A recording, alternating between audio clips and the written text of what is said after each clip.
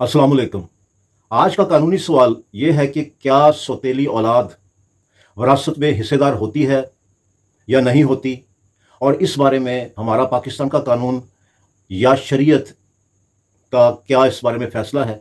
तो इस टॉपिक पे आज बात करेंगे, सौतेली औलाद का वरासत में हिस्सा बनता है या नहीं बनता। तो इसको समझने के लिए सबसे पहले हमें सौतेली औलाद की डेफिनेशन को देखना पड़ेगा कि सौतेली औलाद होती क्या है। इसको इस तरह से समझते हैं कि एक मर्द है, उसकी पहली बीवी में से उसकी औलाद है, अब उसने दूसरी शादी की, तो अब वो जो उसकी पहली औलाद थी उसकी दूसरी बीवी की सौतेली औलाद होगी। इसी तरह अगर किसी खातून ने शादी की, पहले खावन में से उसके बच्चे थे, अब उसने दूसरी शादी की, तो वो जो पहले खावन में से उसके बच्चे थे वो अब के खावन के जो अब मौजूदा खावंद है उसकी वो सौतेली औलाद कहलाएंगे। तो ये सौतेली औलाद को इस तरह से डिफाइन करते हैं, यानी जहां पर खूनी रिश्ता ना हो। वरासत हमेशा खूनी रिश्ते से चलती है, नस्ब से चलती है, बायोलॉजिकल लाइनेज से चलती है।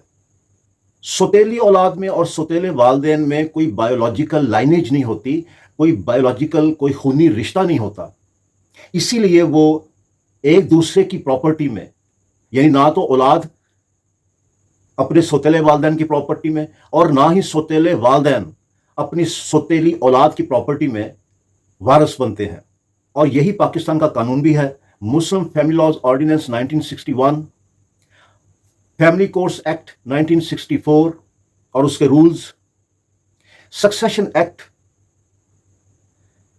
या मोहम्मदन लॉ जो कि माखज़ है हमारे शरई कवानीन का, सुन्नत और हदीस और कुरान पाक ये माखज़ हैं हमारे शरई कवानीन के। तो इन तमाम में कहीं पर भी सौतेली औलाद को वारिस के तौर पर डिक्लेयर नहीं किया गया। अब अगर कोई सौतेले वालदैन अपनी औलाद को कोई प्रॉपर्टी या कुछ भी देना चाहते हैं, उनका दिल करता है कि वो दें उनको, तो अब वो क्या करें?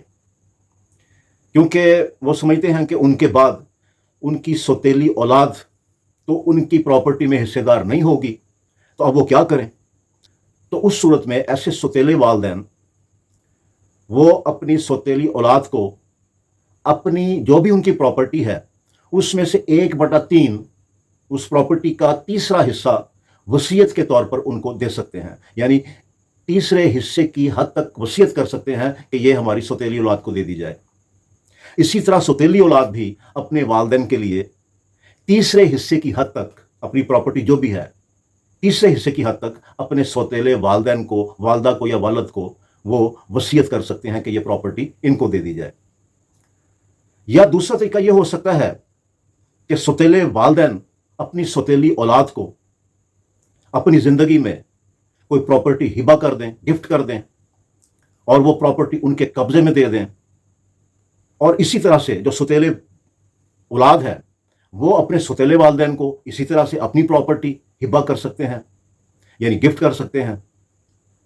तीसरा तरीका यह हो सकता है कि सौतेले वालदैन अपनी सौतेली औलाद के हक में बैनामा रजिस्टर करवा दें, या सौतेली औलाद अपने सौतेले वालदैन के हक में बैनामा रजिस्टर करवा दें किसी प्रॉपर्टी का, यानी सेल डीड तैयार करवा दें उनके नाम पे, उनके हक में। तो इस तरह से सौतेले वालदैन और सौतेली औलाद ना तो पाकिस्तान के किसी कानून के तहत और ना ही शरई तौर पर प्रॉपर्टी में हिस्सेदार बनते हैं, और ना ही वो इस तरह का वरासती हिस्सा क्लेम कर सकते हैं।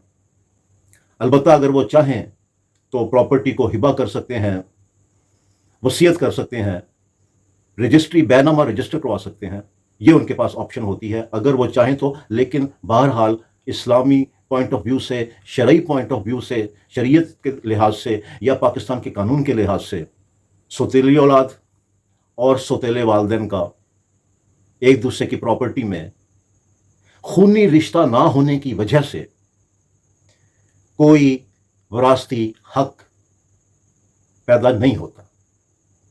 उम्मीद है कि आपको समझ आई होगी कि वरासत नस्ब से चलती है, خون سے چلتی ہے، خونی رشتے سے، بایولوجیکل لائنیج سے چلتی ہے۔ میرا نام ہے Agha Zafar advocate, I am from Lahore. السلام علیکم۔